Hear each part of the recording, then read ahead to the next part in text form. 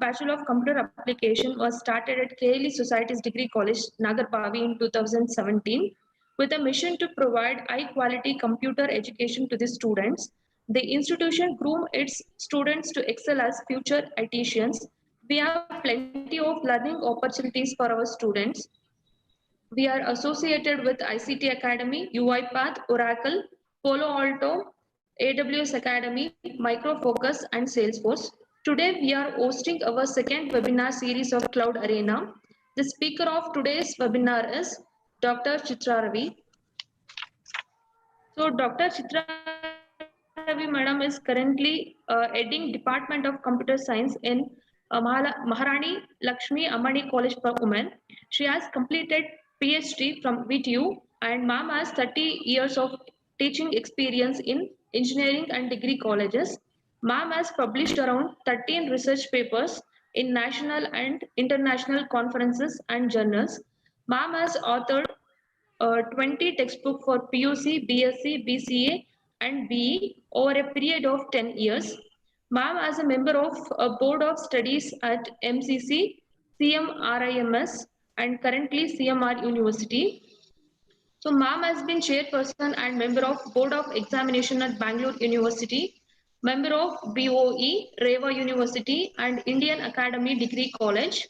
And other responsibilities of ma'ams are a chairperson, board of studies, board of examiner, IQAC member and IT coordinator. So ma'am as resource person delivering guest lecturer in various colleges of Bangalore. Ma'am has a certification from NIT Tirchi for faculty training on effective online teaching learning strategies held from 26th to 31st May 2020 with excellent grade. Now I request Dr. Chitra Ravi madam to present our talk. Over to you madam. Thank you, Professor Akila. Thank you. Good morning to Welcome. each one of you who has joined in today for this webinar on cloud computing. At the outset, I would first like to thank Professor Akila for requesting me to take up this assignment and talk to you all about the topic cloud computing. I would also like to acknowledge my thanks to the principal, Professor Vijay Kumar of KLE College, Nagarbhavi. And with that, I would like to begin my talk for today. I will switch off the video as there will be network issues later on. So I think I will start sharing my screen and I will talk to you generally about covering all the aspects of cloud computing, not any particular thing in detail, so that we have a fair idea about what are all the constituent components of cloud computing. So let me share my presentation.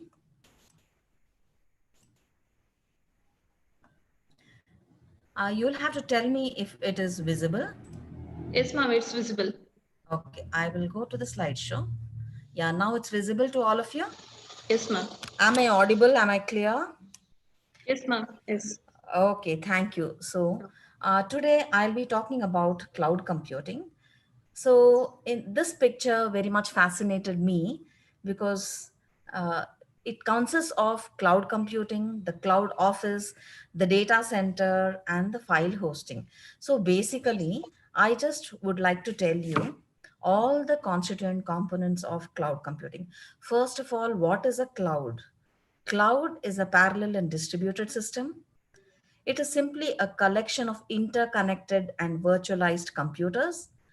These can be dynamically provisioned, and then they are based on service level agreements that is established between the service provider and the consumers or the users like us in order to share data, in order to have computations on the cloud and share certain services.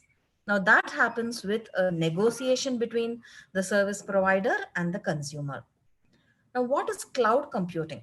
It is the on-demand delivery of all our IT resources, such as the computing power, the storage, network bandwidth over the internet, but with a pay-as-you-go model. That is, you pay the price for whatever you use. Now, when we say Data centers, they are a very, very important component of the cloud computing. What is it basically? It's a physical facility that organizations use to house their critical applications and data. Now, what are the key components of data center? They are routers, switches, firewalls, storage systems, servers, and application delivery controllers. Now, what is file hosting? We all know that we have what is known as the cloud storage. Many of us talk about cloud storage. So, this cloud storage service that we have, it's also known as cyber locker these days, and very, very important. People place all their important documents in the cyber locker. It's an online file storage provider. It's an internet hosting service that will host the user files. Now, what services it could allow is HTTP access, file transfer protocol access, content displaying, like many of us upload the videos and images, and then the virtual storage, and also remote backup. Now, in order to have a function of all these things put together seamlessly, we need the collaboration and communication tools. And that is provided by the Cloud Office suite. It's a suite which is simply a software as a service, which has the collaboration and communication tools so that it can facilitate for us the email facility, the file sharing, the instant messaging, the conferencing, the document management, and so on. So basically, this is what we know about cloud and cloud computing. Now, what makes the cloud computing very interesting for us? To use it for various purposes, like utilize the computing power, the memory, storage, and so on. It's because of these important characteristics: massive scalability, dynamic infrastructure, universal access. The words are self explanatory. Standardized platforms, because across the globe you have different types of operating systems, you have different types of servers, different types of systems, they all have to work together. So standardized platforms, the management support services, and fine grained usage controls and pricing, because pricing is also a very, very important aspect of the cloud. Now, let us know for our interest that what is the evolution of the cloud computing. So you can see that from the 1950s onwards, very, very important technologies have played a vital role in reaching to where we are today. And somewhere in the 2007, the cloud computing concept began. Now, let us quickly go through this evolution. Like in making this, very important technologies are, say, virtualization, Web 2.0, service orientation, and utility computing. Now, distributed systems is simply a composition of multiple independent systems, but then they were required to be present at the same geographical location. Of course, they also help us share resources effectively and efficiently. Now, coming to the mainframe computing, which came into existence in 1951, they're very highly powerful and reliable. They're responsible for handling large data and also very massive input output operations.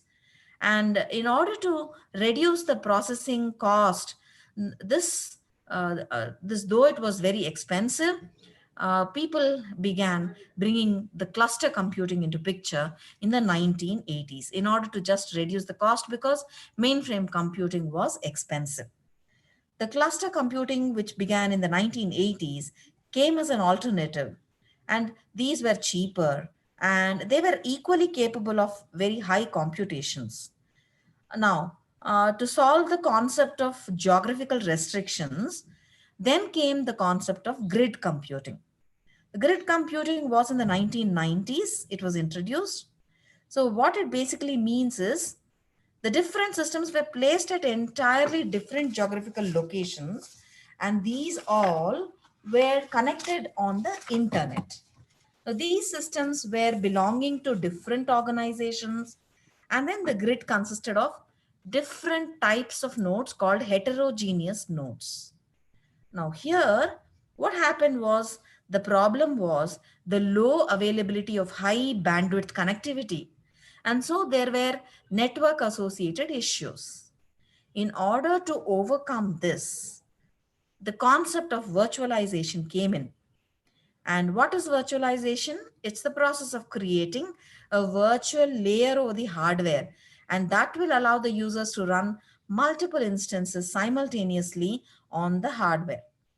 Now, major giants like Amazon, VMware, vCloud, they came up with this technology. And then in the 2004, this Web 2.0 came into picture. This is the interface through which the cloud computing services interact with the clients. So you could have interactive and dynamic web pages designed. So it increased the flexibility. So then came into picture the Google Maps, Facebook, Twitter, and so on. This gained a lot of popularity in the 2004. Then came the service orientation.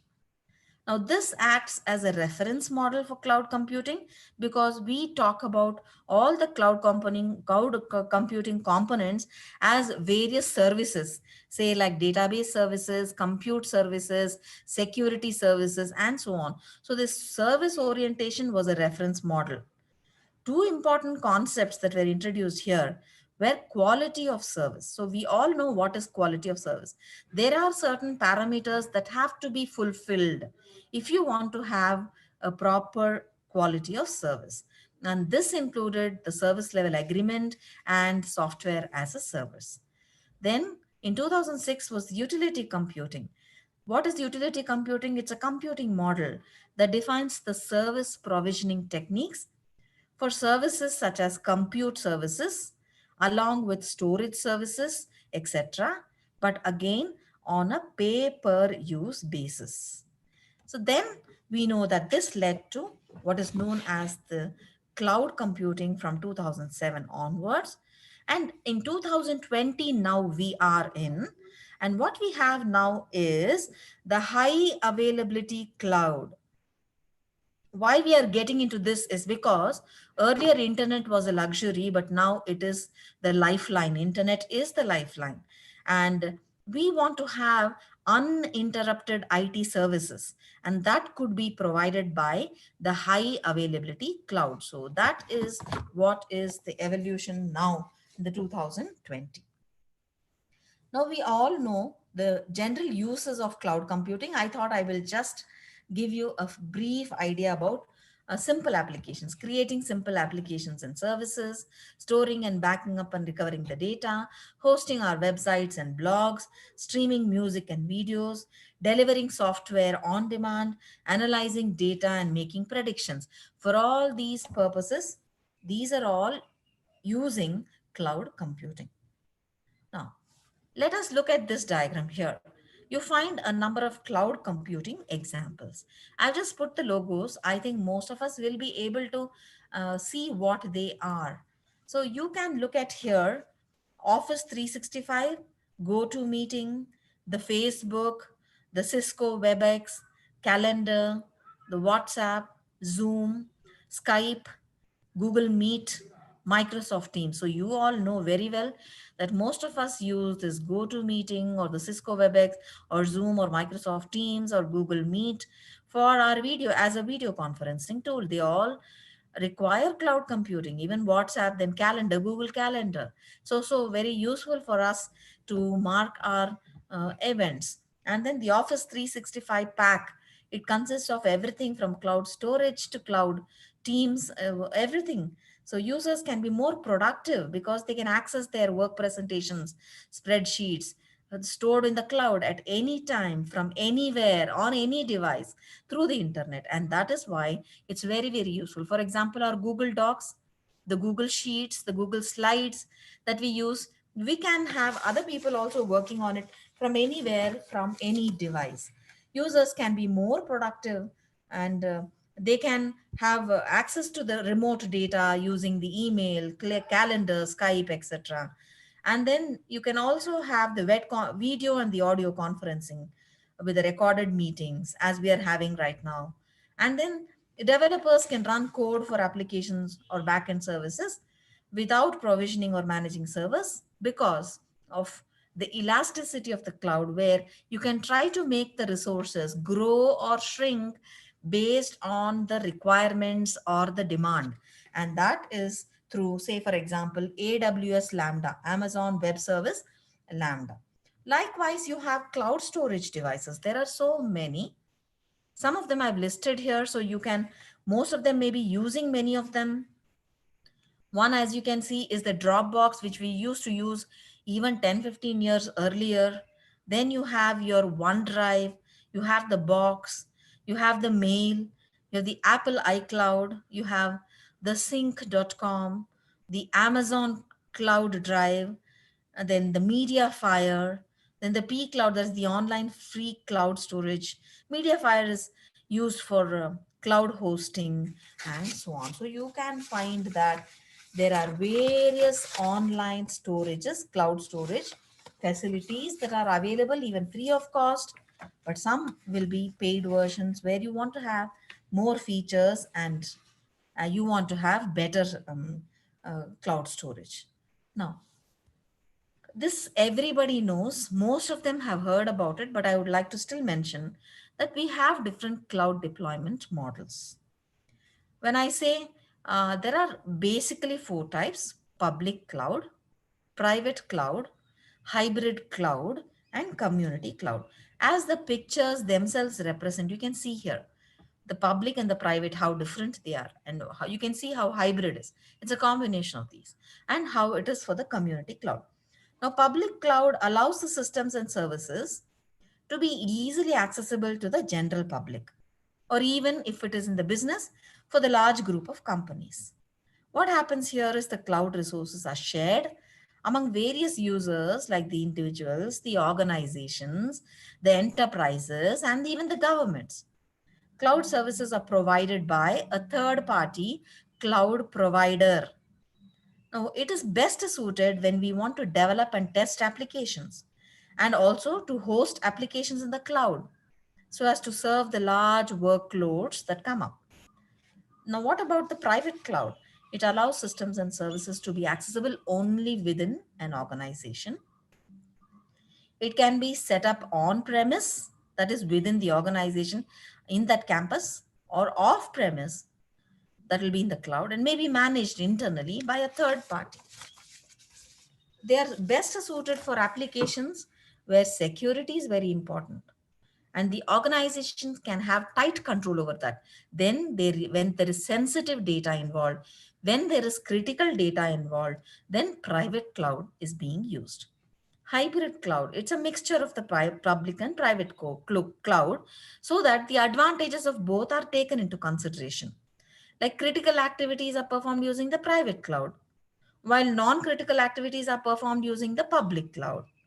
So whenever the organizations have secured application and data hosting, that will be on a private cloud. And whenever they want to save the cost by hosting, and then they use the shared applications and data in the public clouds. Now coming to the community cloud, cloud services are shared by several organizations that have the same policy and compliance considerations. So they are best suited for organizations, a group of organizations that want access to the same applications and data and want the cloud cost to be shared with a larger group so that it becomes less expensive for each individual organization. So a group of organizations that have a common goal, like for example, different institutions in one university can come together and own a community cloud so that their goals are, the organizational goals are similar, but they can all use the same resources and they can share the cost. Now, cloud service models, these are also very important.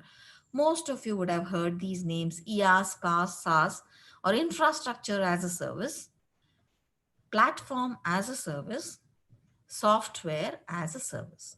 Now, you can see how it is. Whatever is closer to the user, the end users, is software as a service. And whatever is closer to the system or the infrastructure, that is IaaS or the infrastructure as a service. Okay. Now, infrastructure as a service provides basic storage, computing capabilities, and standardized services over the network. Servers, storage systems, networking equipment, data center space, etc. are all pooled together. Generally, this is called resource pooling and made available wherever, whenever it is required through the virtual machines.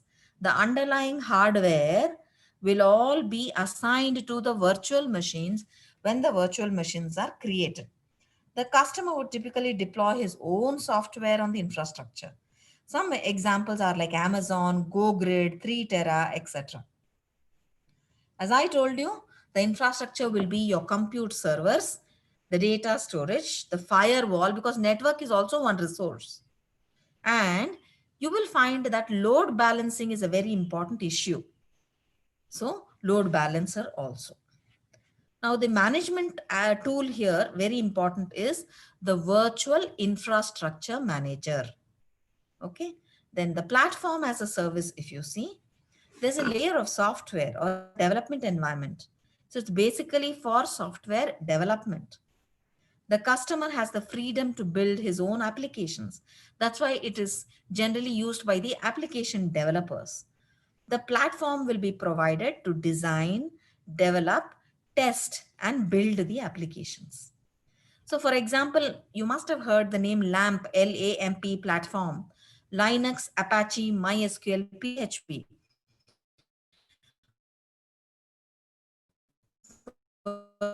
For a lot of web applications to be as a service. You can also have Google App Engine, force.com, that is from the Salesforce. Okay. So the cloud platform will be there, Azure Service Platform, Google App Engine, and so on. You also have software as a service. So software as a service, you have the basic infrastructure. So here you can have the complete application, the complete application is offered to the customer. And here what happens is end users are using is there could be packaged software or an application stack or a server storage network. Say, for example, the social networks, the Microsoft Office suites, the customer relationship management software, the video processing software, all these come under software as a service. And the main management and access tool here is the web browser. Now let us look at this. Don't be confused about this huge diagram. It's very simple. I will just explain to you. This is our cloud reference architecture. If you understand what is here, it means you can understand how actually the cloud computing works. You can see the servers, the storage, and the network. That is the physical resources, which is IaaS or infrastructure as a service. But then you have one layer here called the resource management layer, where the host virtualization has to take place, the storage virtualization has to take place, the network virtualization has to take place, so that this can be converted into the virtual resources like the virtual machines, the data stores, and the virtual switches. Now, all these, the compute resources, the storage resources, and the network resources, they all will be pooled together to form what is known as a resource pool. Then once the resource pool is formed, then it is the work of the virtual infrastructure manager to ensure what resource comes from where and how it can be diverted for the applications to be executed and so on. So now the core middleware or the platform as a service, as I told you, it's mainly for the application developers. So what are all the functionality that's built in here? It's for the developers. So service level agreement management, the quality of service negotiation between the provider and the consumer, and then the pricing, the monitoring of the metrics, performance metrics as to how the cloud resources are performing and how to improve metering. Then the, because why we need metering? Because we need to do the billing. If we need to have the bills, then we need to have the metering. Backup, definitely storage backup should be there. Admission control, this is for authentication, authorization, and so on. Then execution, this is scheduling the tasks, scheduling the workflows onto the cloud resources so that it could be executed with a minimum time, with a minimum cost, within the deadline, meeting so many constraints, okay, given the resource availability, and so on. Then the accounting. So the user level middleware, that is the software as a service, will be very close to the application users. So here the cloud runtime environment and the tools are available here. The web application program interface, the scripting, the libraries, it's more towards the software as a service. So distributed programming, the programming languages, mashups, editors, scientific and business workflows, all these will come in this layer. Then the user level, you have the cloud applications. As I told you, the scientific applications in seismology, where they study about the gravitational forces, the earthquakes, the satellites, the so many applications are there, bioinformatics applications, in physics applications, in astronomy applications, high performance applications, these are called, and they can be defined by workflows. They all require enormous amount of computing and enormous amount of data, and that is why we need to deploy them on the cloud for getting them executed.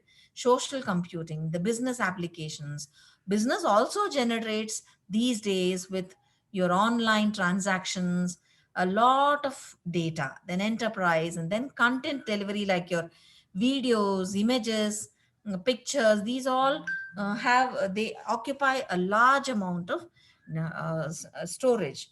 So all these can be utilized by the user. These are the cloud applications. So this is about the cloud reference architecture. Now, we also need to know in a simple term the actors in the cloud. That means who are all the people involved in the cloud. Very, very important. There may be many more, but these are some important ones. First of all, the cloud consumer, that's a person or an organization. If I want to execute my program, the application that I have developed on a cloud, then I will be the person, that I'm a consumer.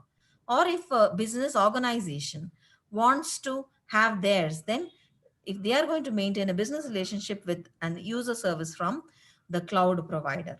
Now, who is a cloud provider? The person or organization or an entity that makes a service available to us.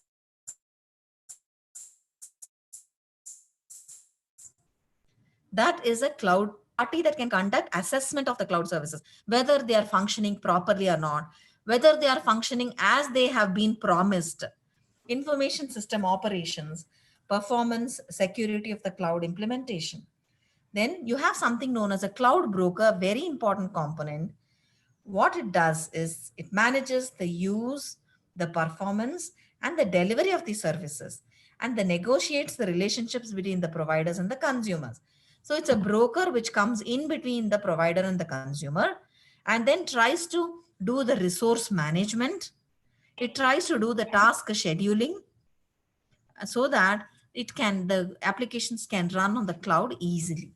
Then the cloud carrier, then intermediary that provides connectivity and transport of the cloud services from the cloud providers to the cloud consumers. So this comes in between to ensure that the connectivity and the transport of the data is done effectively. Now, earlier I mentioned about service level agreements. This is very important in our cloud providers and cloud consumers in between them. It specifies the level of service because you can have service offered at different levels depending on how much you pay, depending on how much you want for your application, and so on. So this will clearly specify the level of service that is formally defined as a part of the service contract with the cloud service provider. It's minimum level of service that the provider will guarantee to the consumer. And the different levels of SLAs are customer-based SLA, the service-based SLA, and multi-level SLA. Now, service level agreements will specify some parameters. What parameters will have to be specified? First of all, we need to know the timeline. How much time there will be the service being available. Like when we put a contract, it will be for 1 year or 2 years or 3 years and so on. So likewise here, we need to specify clearly the time, the availability of the service. Then once a cloud application is loaded by us, when are we going to get the response?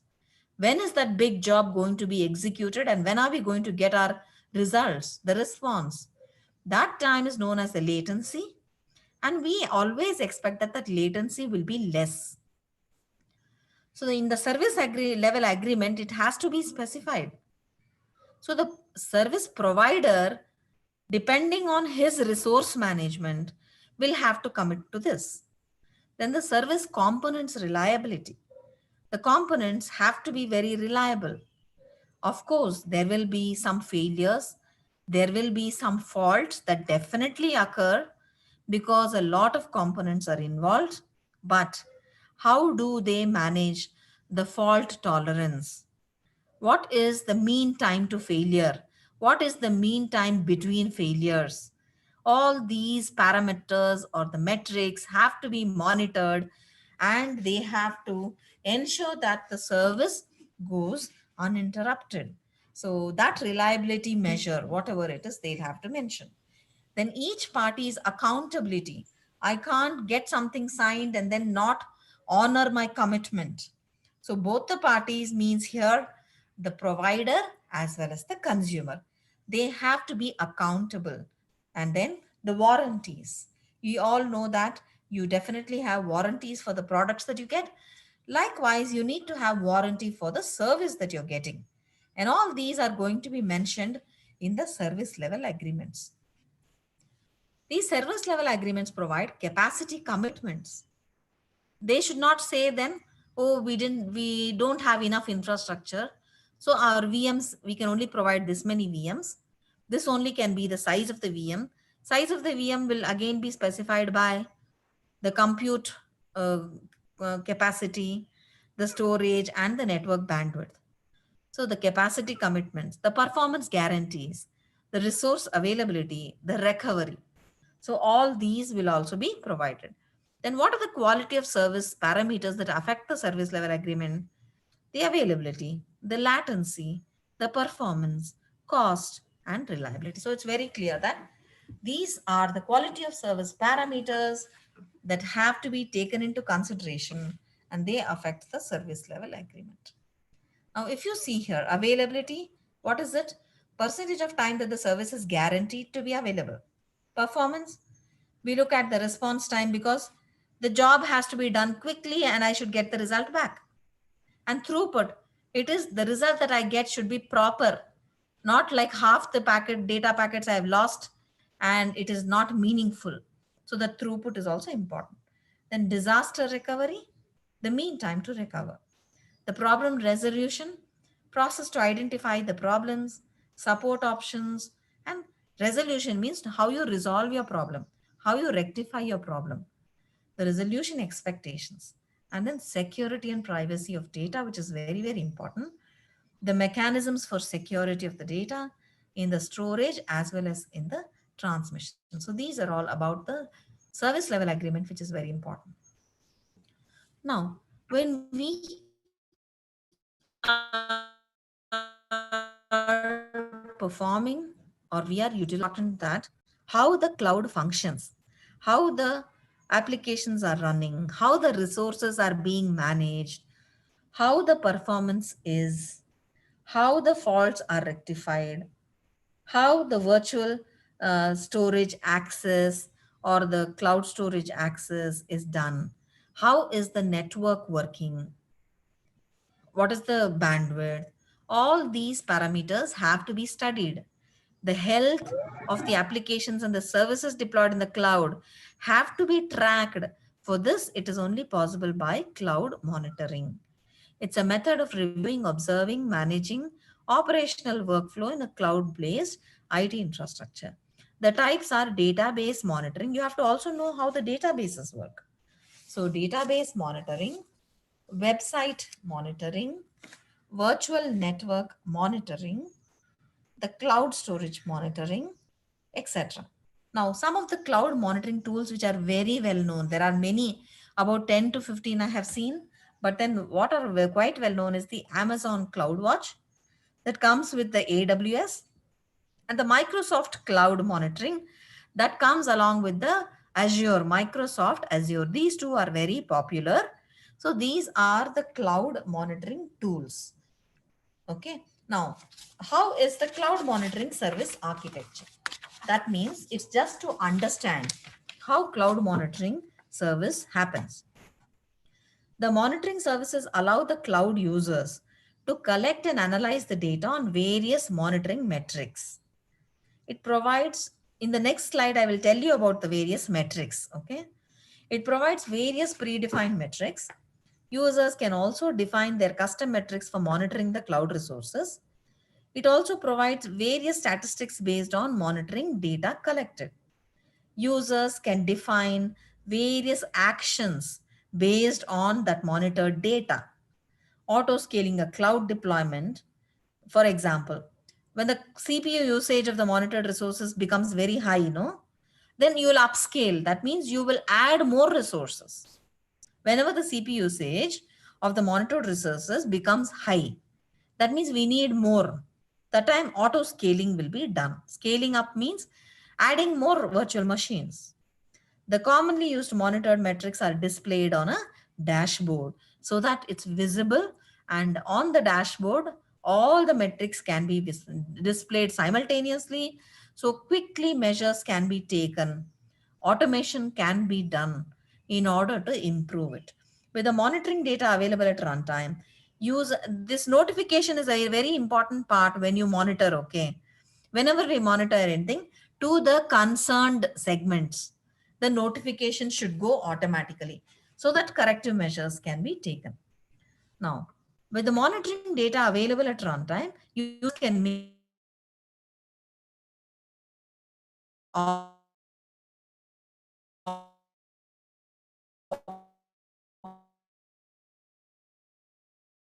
operational decisions. They can either scale up or they can scale down.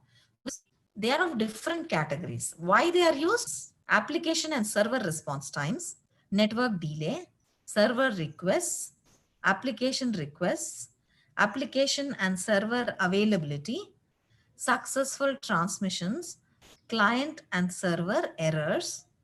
So these are some of the metrics for the user experience. And what about the performance benchmarks? Number of concurrent users, overall cloud service response time, and the response time for specific transactions that happen. Also, internal infrastructure and network, those metrics also have to be monitored, like the CPU, how much of it is utilized, what is the memory usage, how much of disk space has been utilized while this particular application is running. All these have to be studied. Also, availability, from which source we are getting how much of it. The images, that is the instances. When we say instances, those are the compute instances. And then the route monitoring, which route is being taken, the route monitoring. So all these will be studied in order to take corrective measures. Now, we all know that billing is also a very important aspect of the cloud computing. Billing can be elastic pricing, fixed pricing, or spot pricing.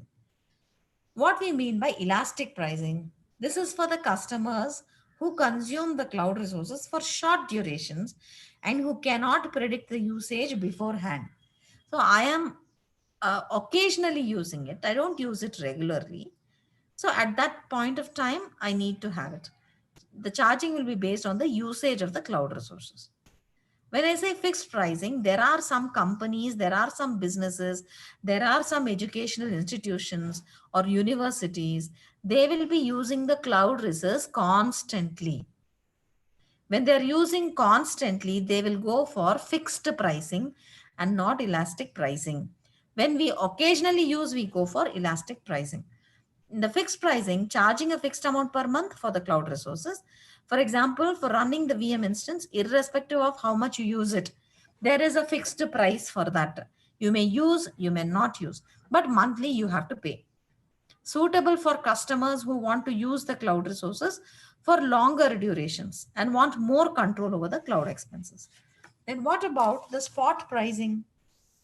Spot pricing is variable pricing for the cloud resource driven by the market demand. When the demand is more, the price will raise. It's like your airplane tickets, no? Airline tickets that you book. If you book earlier than 2 months like that, you have it for a lower price. But as the day comes nearby, the price increases. So it's like that.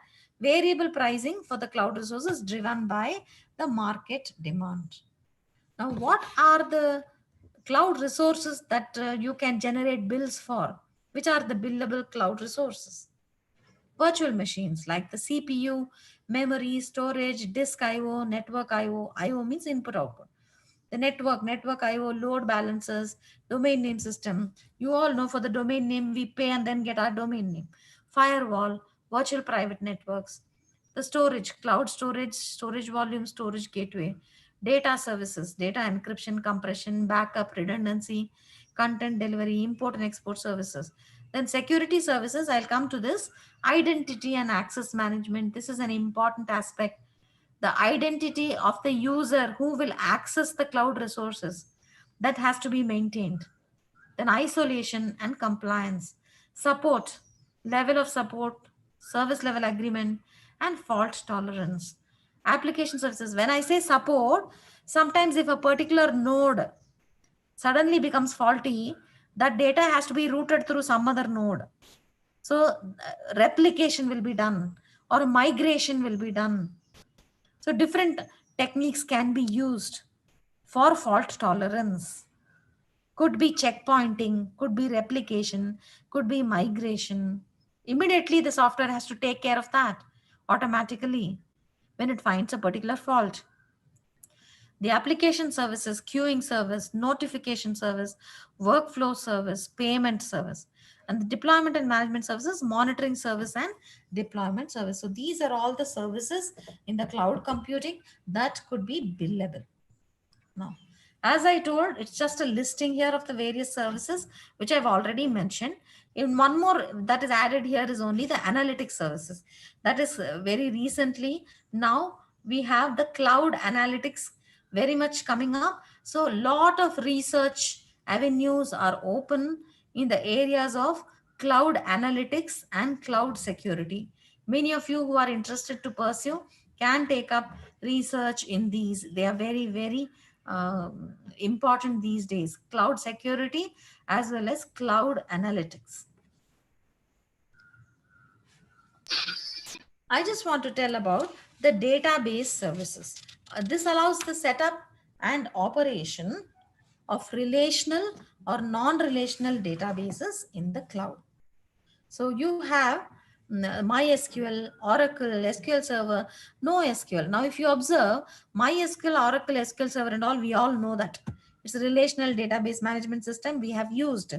NoSQL is a database that is not structured. It's unstructured or semi-structured data like the MongoDB or Cassandra. These are examples of NoSQL. And as you know, we have audio, video, text messages, the memos, the emails, all that data has to be processed because we have online transactions and so on. So they cannot be in a structured format like how we have in our databases, relational databases. So cloud computing involves all these, and so it has to provide for that kind of database also. The features are scalability, reliability, performance, and security. And the examples are Amazon Relational Data Store, Amazon DynamoDB, the Google Cloud SQL, Google Cloud Data Store. What you can observe here, you can see one is relational, the second is non-relational, if you observe. But they are from Amazon, Google, and Windows. So Google Cloud SQL, Google Cloud Data Store. Windows Azure SQL database, Windows Azure table service. So you can find their counterparts in the relational and the non-relational. Then these are very, very important web services. One is from Amazon and one is from Windows. As I told you, everybody now does a lot of online courses are available on AWS as well as Windows Azure. Depending on whatever you want to pursue, you can take up the course. This Amazon Web Service. So I thought I will just give you a little introduction about what they actually provide. This Amazon Web Service or AWS provides infrastructure as a service offerings in the cloud for organizations requiring computing power, storage, and other services. AWS components, there are many. First and foremost, the most important one is the Elastic Compute Cloud. It is called the Elastic Compute Cloud. This also known as EC2. EC2. It creates an instance. It provides the compute capacity in the cloud. It will create one server instance.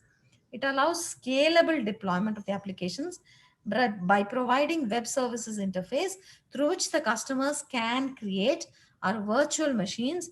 In brief, these virtual machines are called VM, the server instances on which the customer can load any software. The one more thing is simple storage service S3, triple S. This provides a web service interface to store and retrieve unlimited amounts of data at any time from anywhere on the web. Only thing is your internet connectivity is an important aspect. Then you have the simple queue service or SQS. This is the distributed message service and it supports the way to communicate over the internet. It's used to resolve issues arising from the common producer-consumer problem or connectivity between the producers and the consumers. Now, another product is the CloudFront. It's content delivery network that delivers content like the videos, the images, and so on using global network of edge locations. It works with S3 because that it's important that it's stored somewhere, isn't it? That stores the original definitive versions of the files. So simple DB, this provides the core database functions of data indexing and querying. It works with S3 and EC2. S3 for the storage, EC2 for the compute instance, and collectively provide the ability to store, process, and query the data sets in the cloud, making the web scale computing easier and more effective. And then we have EBS, many people keep talking about Elastic Block Store. This is providing what is known as persistent block storage volumes for use with the Amazon EC2. So persistent storage is very important. And so EBS or the Elastic Block Store provides the persistence block storage volumes for large amounts of data storage in the cloud. Now let us see the AWS use cases. One is web or application hosting. So when we want to do the web or application hosting, we make use of this AWS. AWS infrastructure, computing power and storage will be used to internally host the applications. Then we have the backup and storage. That's for managing the internal backup and storage. Then we have the content delivery, streaming media using network of edge servers to minimize degradation of delivery and service. I have given here what the names of those services are. Already I've told what they are. And for each of these use cases, which one is going to be used. I've told that. Then high performance computing, you all know it's very, very important term these days, like cloud computing, grid computing, utility computing, edge computing, fog computing. So many terms are there. They all come under high performance computing. demand for large computing power on demand and processing of large amounts of data. Because the processing and the storage, that's why these two are used. Here, content delivery, that's why CloudFront is used, because we need to have that interface where the presentation is proper. Okay, then the storage. Here, media hosting, meeting the unpredictable requirements related to storage and processing for distribution and storage of media files. Media files require large amount of storage. You all know that. And then the map reduce. That's why queuing service is required. Why? You need to do buffering, streaming, everything. No, whenever you have videos involved, you have buffering and streaming. Because of that, we need that SQS or the queue also, and we need the rendering. That is why the presentation CloudFront also.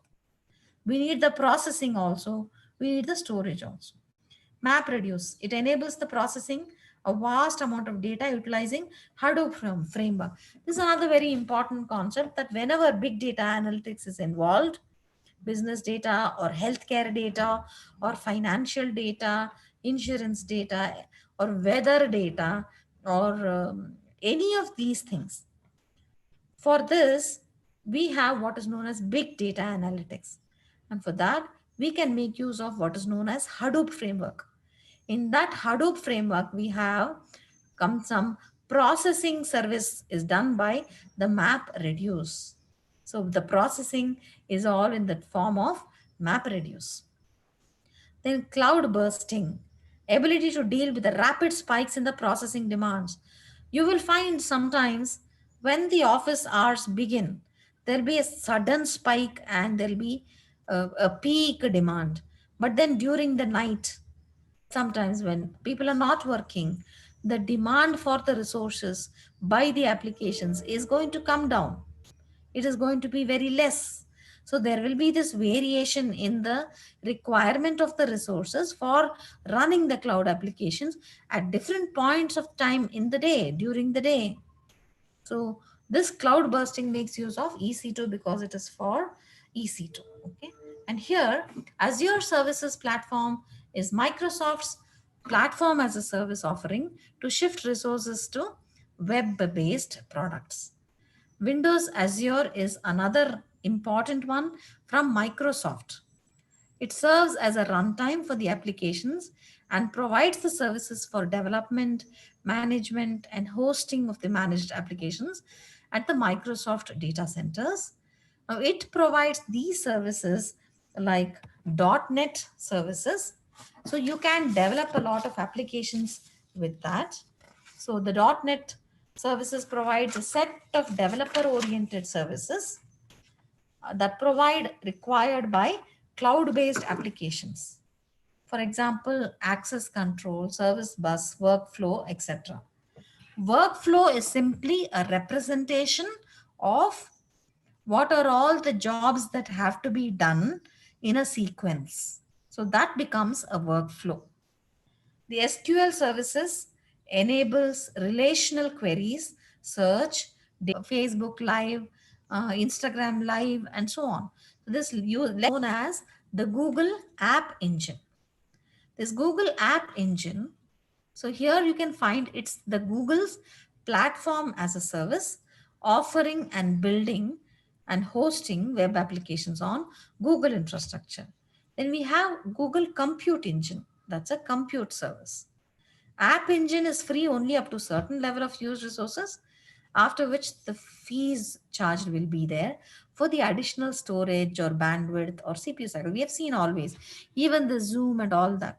For the free version, only 40 minutes. Beyond that, you cannot. But for the paid versions, you have better features. Likewise, here also. Google Apps is Google Software as a Service, offering, if you go to your Google Mail itself, that is Gmail, and you go to the Google Apps button with that 9 dots that are there on the right on top near the settings, you can see a number of applications which are there, like the calendar, the Meet, the Classroom, Google Classroom, the Docs, the slide, so many resources as well as apps. They are available there. Several applications are Gmail, Google Calendar, Google Docs, etc. Now, if you see the use cases here, we have the messaging. there is an internal email and calendar service without investment and maintenance of the messaging architecture. Now, whenever we want to have a Google Meet created, we can simply go through the Google Meet where we can start a meeting or we can join a meeting. Okay.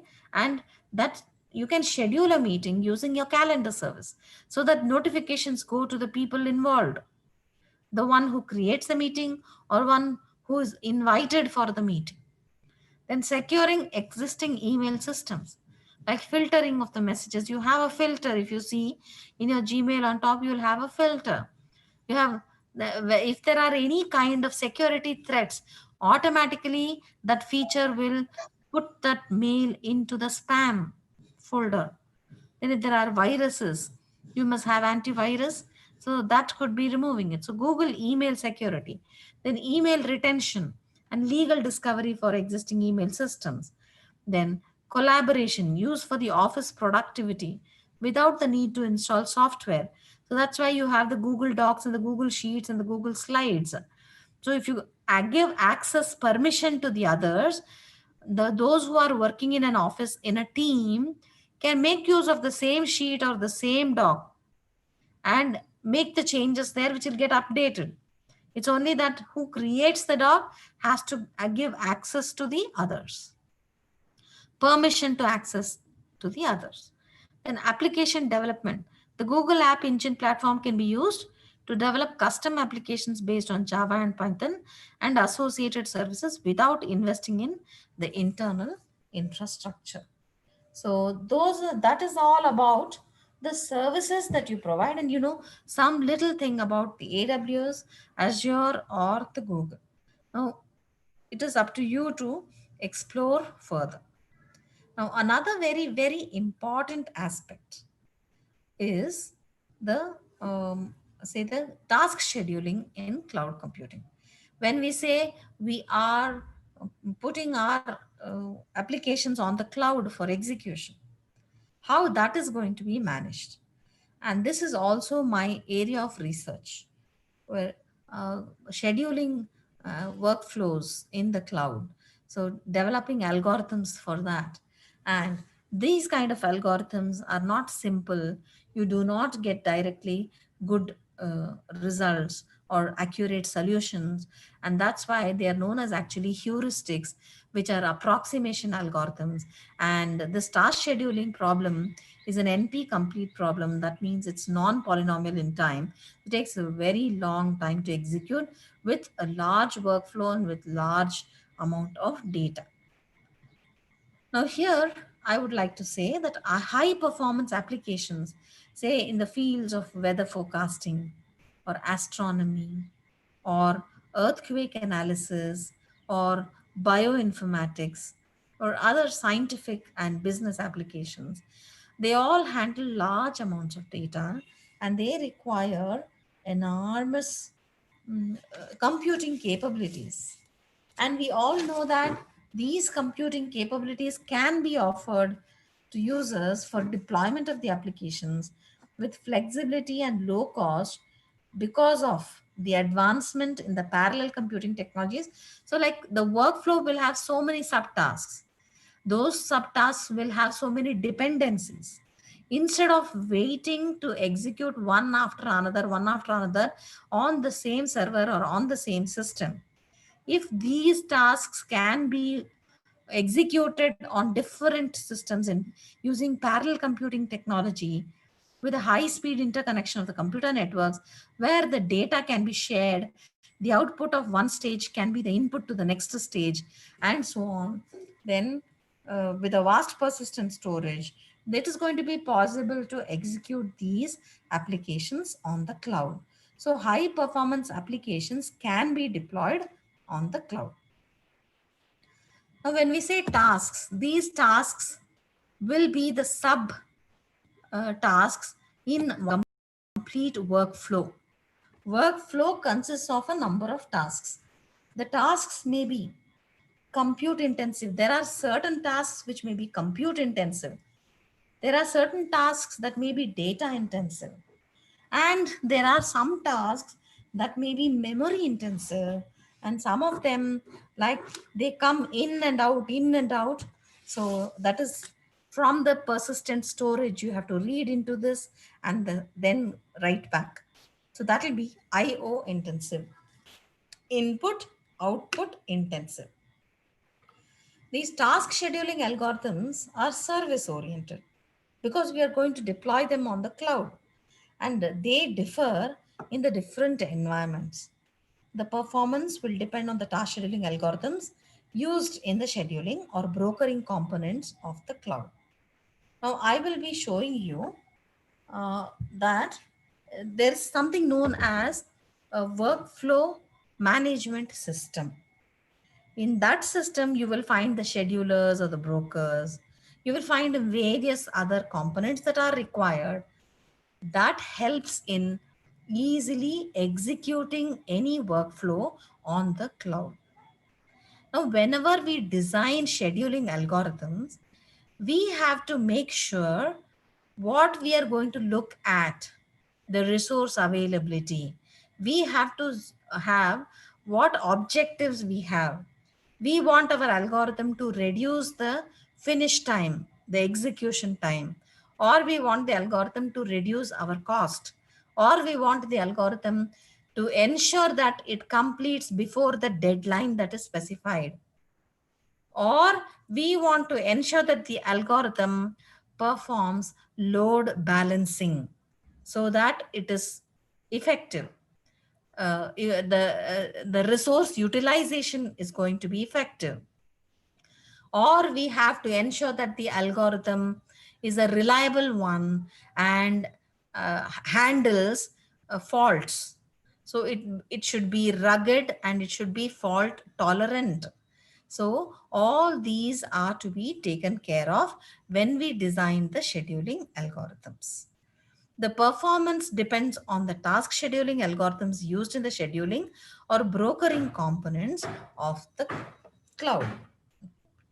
Now, as I told you, this problem is an NP complete problem or a non-polynomial complete problem. And this, we don't say that it can be executed by an algorithm because you don't have an accurate result. It is an approximation algorithm or a heuristic, which means it gives only suboptimal solution, even though we try to optimize. These are complex problems that do not give accurate solutions. It can only give approximate solutions. So it's called a suboptimal problem.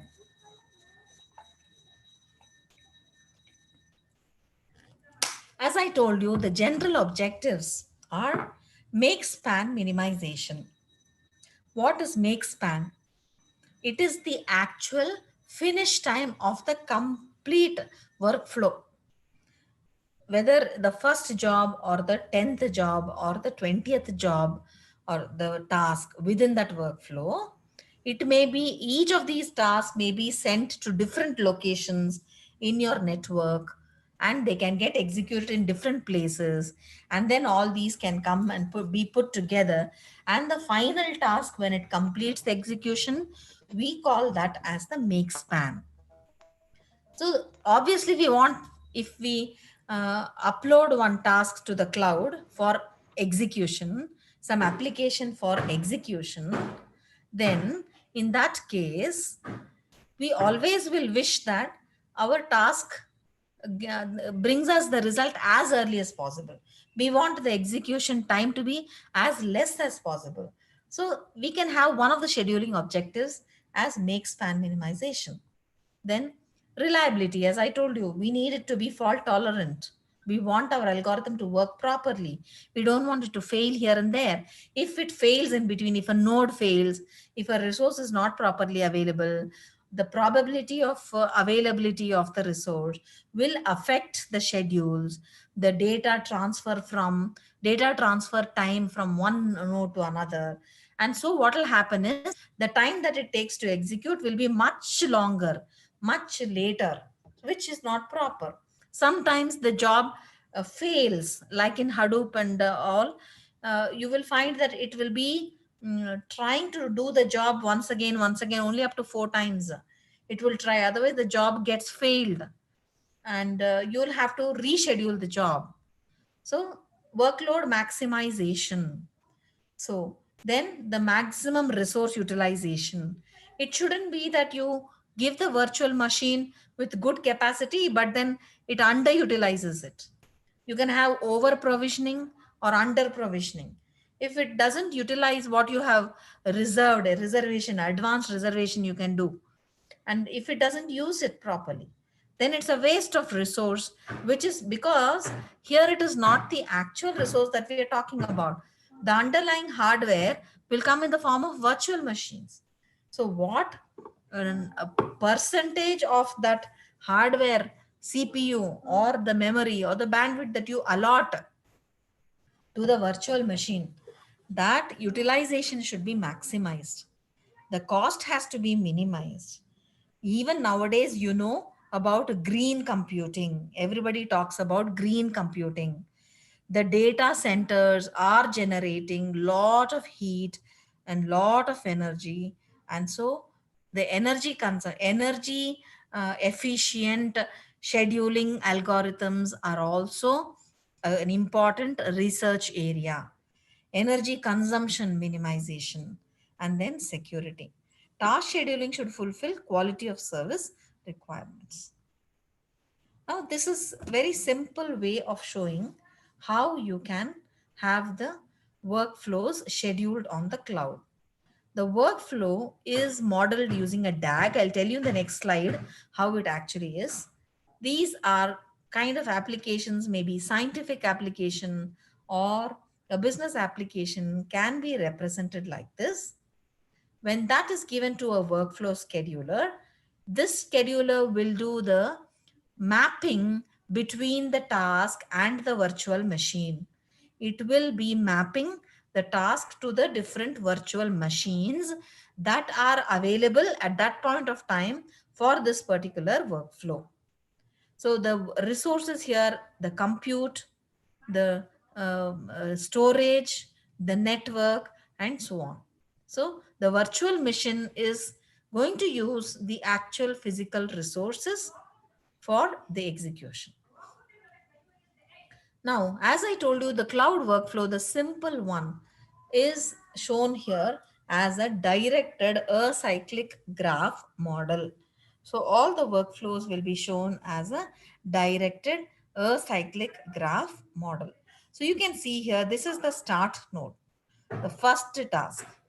Now, whatever this task execution happens on any node, the data should go to these tasks because these tasks are dependent on this. Why? Because of these edges. Now, only when these 5 tasks can be assigned to different virtual machines because they can all be parallelly executed to save time. But then whatever output comes from here, you can observe here task 8 depends on the input from task 2. Task 9 also depends on the input from task 2. So task 8 and task 9 cannot begin execution until task 2 is over. Likewise, task 8 cannot begin until task 4 or task 8 is over. Sorry, task 8 is over. Until these are over also, it cannot start. So there are dependencies. The task 10 can only start after all these. So look at this complexity. We have to design the scheduling algorithm and come out with the mapping initially, which task has to execute on which virtual machine.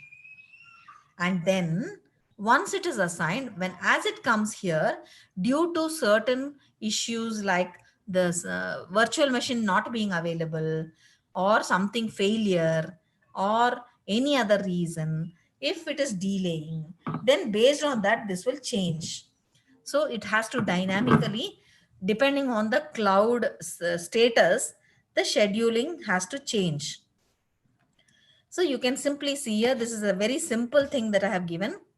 The workflows are modeled by directed acyclic graphs where nodes depict tasks and directed edges denote dependencies. The node weight denotes computation cost, edge denotes the communication message, and the precedence constraints among the nodes. The edge weight provides communication cost. Source node is called parent node. Destination node is called child node. Node with no parent is called entry node.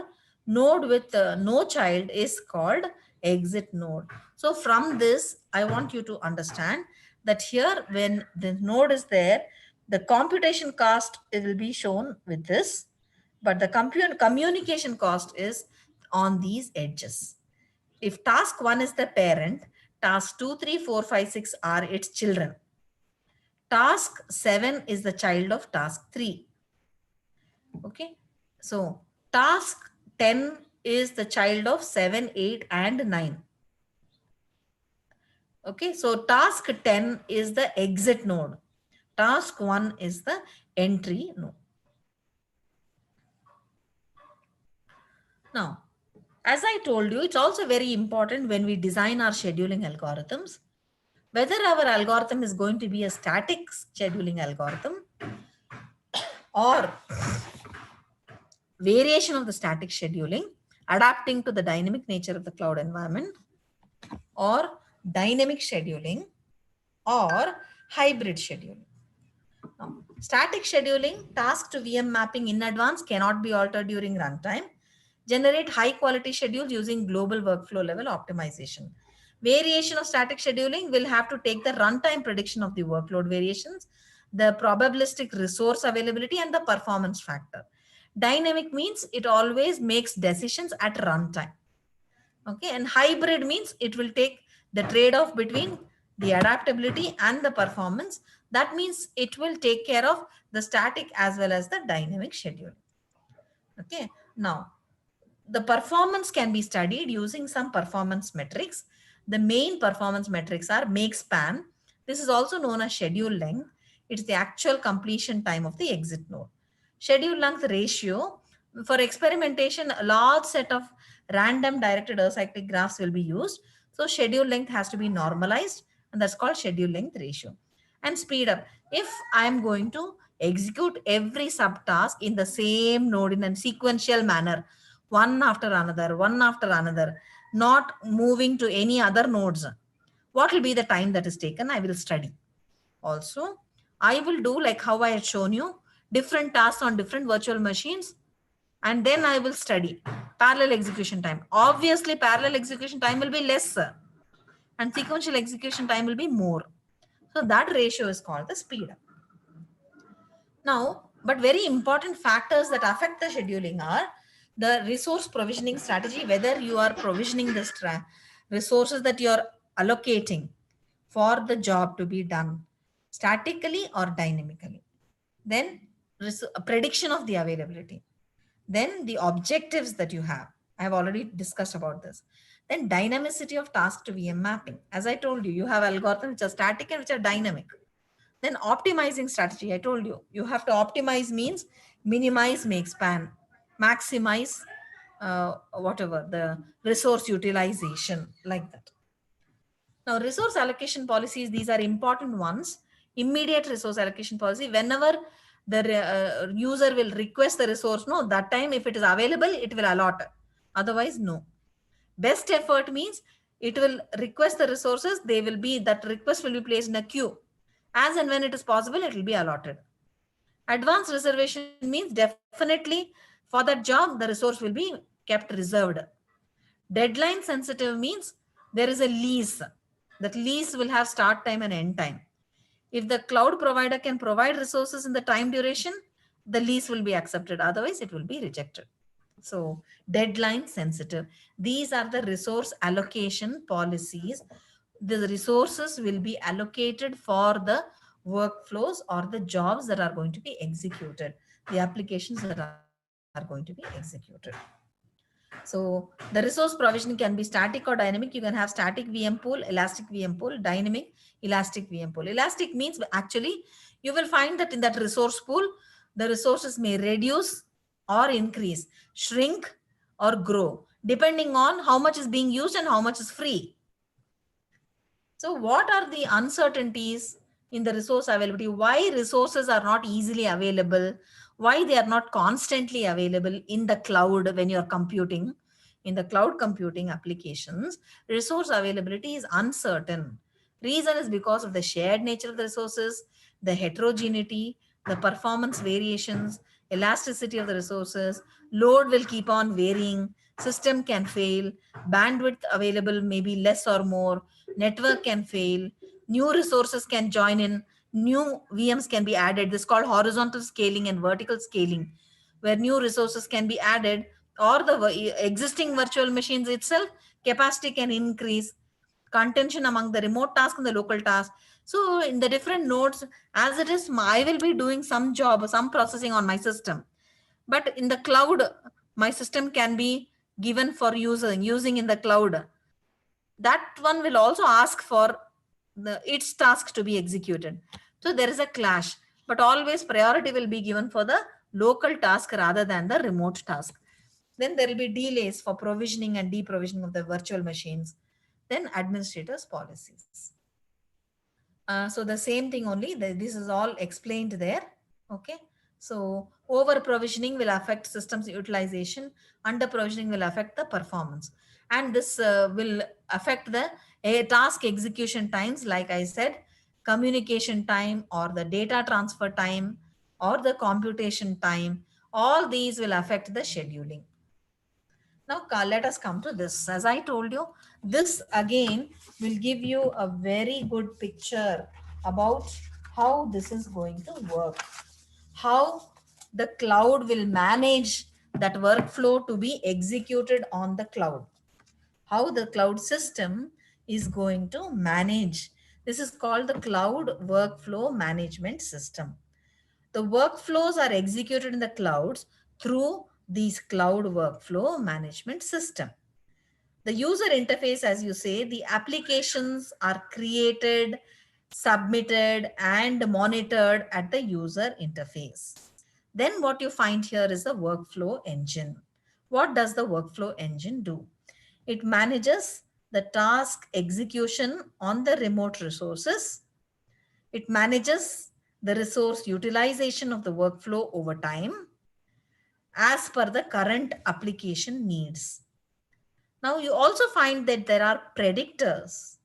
They use historical data from the historical database for the runtime estimation and the resource performance in the different virtual machines. You can also see that the workflow engine has a scheduler. The scheduler should map the task to the cloud resources, considering the effective utilization of the underlying resources, that is the hardware actually, not the virtual machine, but the hardware itself, based on the scheduling objectives. The cloud resources are provided by the application program interface like AWS, Azure, or OpenStack, and so on. The historical database is used for the runtime estimation and prediction.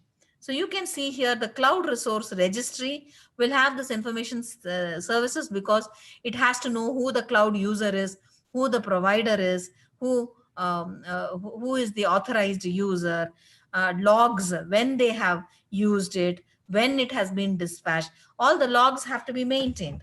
So this will have the registry also. When what resource has been used for what job, all that will be there.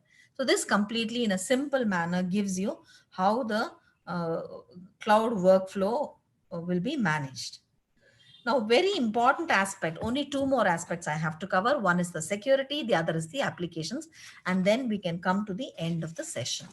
The cloud security is a very important aspect. It's the protection of data stored online via cloud computing platforms from theft, leakage, and deletion. So you can have firewalls, network security system that controls the incoming or outgoing network traffic based on the predetermined security rules. Penetration testing, there's the cyber attack to evaluate the security of the systems. Obfuscation, that's making the message difficult to understand. The tokenization, that is substituting sensitive data with random strings which are not meaningful. Virtual private networks, that gives online privacy and anonymity by creating private networks from the public internet connections, avoiding these public internet connections. All these are methods to provide security.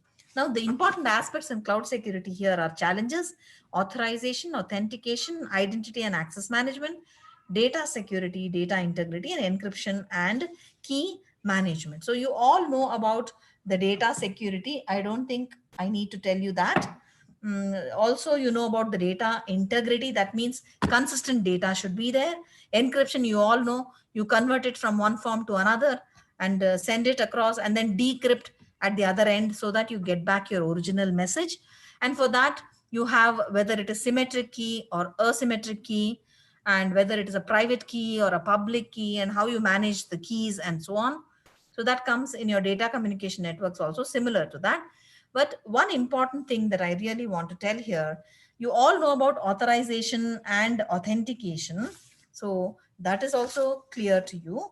But I want to tell you about authorization, that gives the user permission to access a specific resource, like say downloading the files and so on. Authentication means providing the authentication services for the employers, suppliers, and so on. So here, what I want to tell you is about the challenges that we have is data protection, data recovery and availability, management capabilities, and regulatory and compliance restrictions.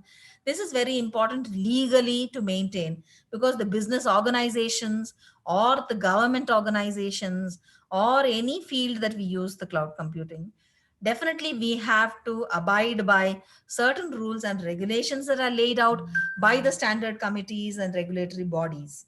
And this clearly shows you, this picture shows you about the cloud security and how it can be done with, say, the first one being the authentication management, second being the user management, the third one being authorization management, the fourth one being access management, the fifth one being data management and provisioning, and the sixth one being monitoring and auditing, where auditing is always important in any system. It's a formal, systematic, disciplined approach to evaluate and improve the process effectiveness. That means we always need to do an audit to understand whether we are doing the right things, we are doing it perfectly. Monitoring is an ongoing process so that we ensure the processes are working as we intended them to work. So, authentication, you can use passwords or one time pin, OTP you always will be using. And we can also use biometrics. So we have one-way authentication, two-way authentication, or three-way authentication. So with this, I want to say that cloud security involves all these things. These are just the headings that I gave, what are given in this diagram. So that's about cloud security that I want to tell. It's also a very important area for research. But this identity and access management ensures that the correct people have access to the appropriate IT resources, because it's all in the cloud. And that the elements of the identity and access management is the data collection, account management, because we need to create a cloud account before we make use of the services. Auditing, provisioning, resources have to be provisioned. We have to create our instances. Say an EC2 instance we have to create in AWS. Then authentication, authorization, all these are elements of the identity and access management. Now the last topic is the application areas of cloud computing. Though I have listed quite a few here, I will just give you 4 diagrams which you can just have a look. Healthcare, energy systems, transportation systems, manufacturing industry, government, education, mobile communication, all these areas have applications of the cloud. And you can see here the healthcare, where you have the private or public cloud. This is the EHR system, where it has so many things here, and the patient, the doctor, the pharmacy, the physician, the diagnostic labs, all these are components that are here. So you have the history and information stored in the cloud using the software as a service applications. And the patients can access their own health information. The doctors can access the records, patient records, and take necessary action. So this is about the database that is there, that is the EHR system. So then you have the smart grids. So you can see here that the energy systems such as smart grids, power plants, wind turbine farms, they all generate a lot of data There are a lot of sensors that are involved. They gather real-time maintenance data continuously, and then for failure prediction, because these are all big smart grids, big power plants. They cannot fail. If they fail, that a whole area will be without power, whole area will not be able to function. So that real time data has to be gathered in order to mainly for failure prediction purposes. And so this information will be in the cloud. All this data will go to the cloud, like power consumption data, power transmission data, renewable integration data, and so on, condition monitoring data, and so on. Then you have the cloud transportation, even for fleet management, vehicle tracking. You have sensors placed on the vehicles. But for this, you also will use the mobile networks, WAP, you'll be using, because they'll have wireless devices in those vehicles, because they'll be on the move. The vehicles will be on the move. So you can have mobile ad hoc networks which come into picture, but then they will all be uploading it to the cloud, the data, so that you can have real-time vehicle tracking, dynamic vehicle routing, and you can have alert systems. If there is an accident on a highway where there is no help at all, through this they can reach out for help, and so on. Then we have also for the very important for the cloud education. You're seeing nowadays this massively open online courses that are there. They're aimed for large audiences and use cloud technologies for providing audio and video content, grading the exams and assignments. They're encouraging discussions, online discussions, and so on. So, and nowadays with the COVID-19 pandemic situation, all teachers, be it schools, primary, higher school, or college teachers, or even the business training faculty, everything is happening online through virtual learning portals or online video lecture, through the video conferencing tools or the Moodle LMS platform, that is learning management systems. They all make use of cloud technologies.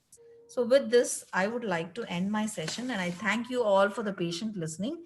And if there are any questions, I would like to answer them now. I know some of them raise their hand during the session. Since I just wanted to complete with all this, I thought I'll keep the question answer session for the end. Thank you so much.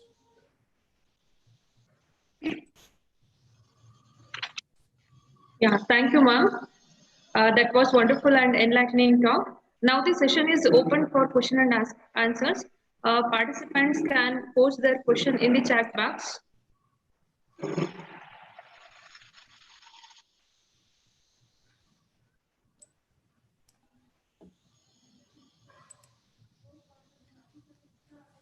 Ma'am, one question from our participant. Yeah. That is, how does the concept of cloud kitchen works? How what is the concept of cloud kitchen work? Cloud kitchen. Again, it is all because the smart devices, the smart clove, the knob that is used to control the flame of the stove. Okay.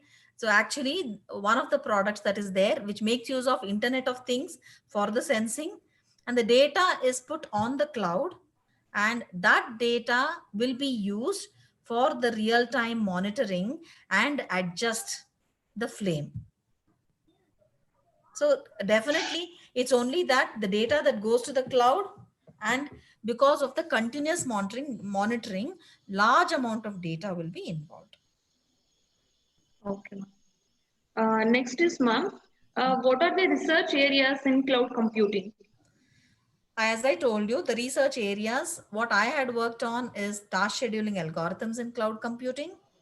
But then there's a lot of research happening nowadays on data analytics in the cloud. So we can call that as cloud analytics, with the machine learning, with the deep learning, and even automation.